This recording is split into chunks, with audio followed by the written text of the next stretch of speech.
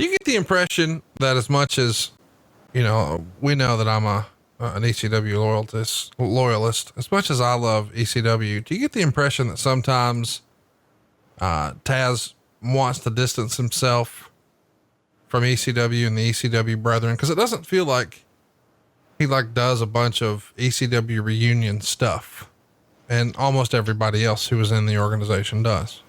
I would, yeah, without a doubt. Yes, he does. And I think that Tazz, I don't know that Tazz wants to be labeled with any group. And I think Tazz wants to be labeled as Tazz and stand on his own 2 feet, not bank off of the memory of ECW or anything else. Well, of course, he doesn't have an opportunity to do that right away, because once the alliance angle starts, of course, Tazz has to be with the ECW side.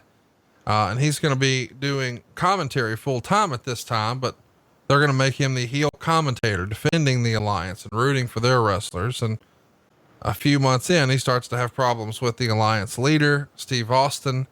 So during Steve Austin Appreciation Night, when all the members of the alliance are in the ring singing to Steve, they all have on Austin shirts, but Tazz has on a Tazz shirt, and Austin would confront him about it, rip it off of him, and then beat him up. And that leads to a match between the two on Raw, which of course Austin wins in less than 2 minutes with a stunner.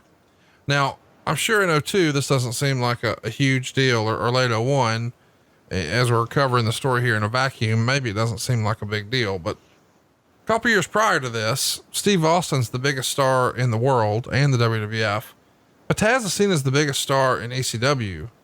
And my how times change, where we're just beating him clean on TV in under 2 minutes. What do you think a Tazz at the height of his ECW run versus, you know, Steve Austin at the height of his WWF run? What could that have looked like had you got them both at the right time, right place? I think it probably would have been a clash of styles. I really do. I think Tazz always needed the right opponent, and Steve, in a lot of respects, always needed the right opponent. Steve needed to overcome, and Tazz needed to dominate. So I just think it would have been a clash of styles, especially in their heydays. I don't know it would have meshed well.